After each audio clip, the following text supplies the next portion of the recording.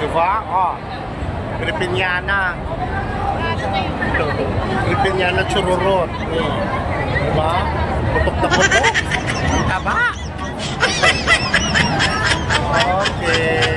Celebrating celebration ng Bonifacio Day today. November 30, 2025. Happy Bonifacio Day!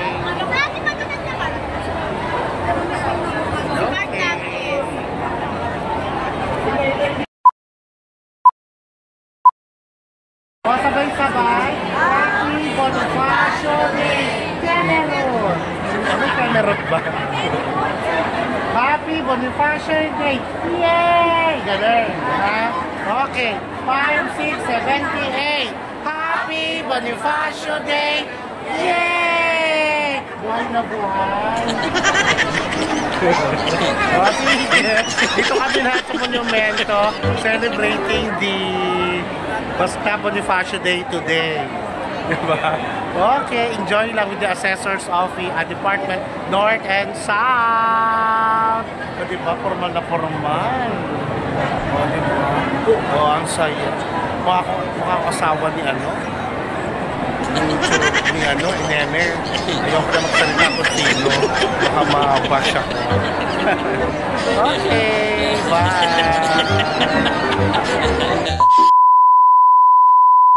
Bawat Pilipino. Ang panawagan ko po sa lahat, mahalin, protektahan, at pangalagaan natin ang Pilipinas sa ngalan ni God Andres Bonifacio at ng bawat bayaning nagpulis ng buhay. Hindi po natin kailangan humawak ng bolo o gumamit ng tahas upang buhayin ang diwa ng Diyos. Sa laban niya ito, ngayong modernong panahon, katapatan ang ating magiging sandata. Katarungan ang ating magiging kalasan at ang ating pagkakaisa ang ating magiging lakas. At habang nagkakaisa tayo sa mithiin natin ito, tunay natin maisasabuhay ang mensahe ng ating tempo. Isang bayan, isang laban, katapatan at katarungan. God Andres Bonifacio, mabuhay ang simpleng kalooban at mabuhay ang sambayanang Pilipino. Maraming salamat. Maraming salamat sa ating Pulong Sir Gil Quintano Tita ng pamahalang lungsod ng Kaloocan. Upang magbigay ng kanyang mensahe at gayon din ang pagpapakilala sa panahing pagmamahal, narito po ang tagapangulo na ayan.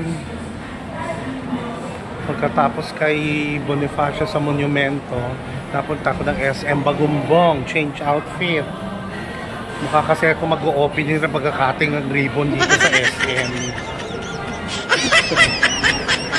Ako po na akong third floor. At doon ako mag-baby.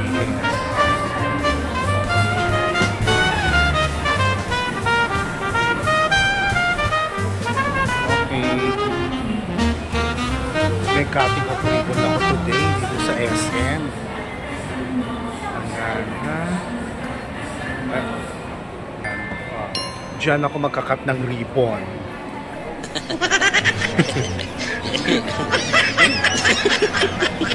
Okay. Kita may SM appliance. Yan ako magkakating of ribbon. Charot. Bye.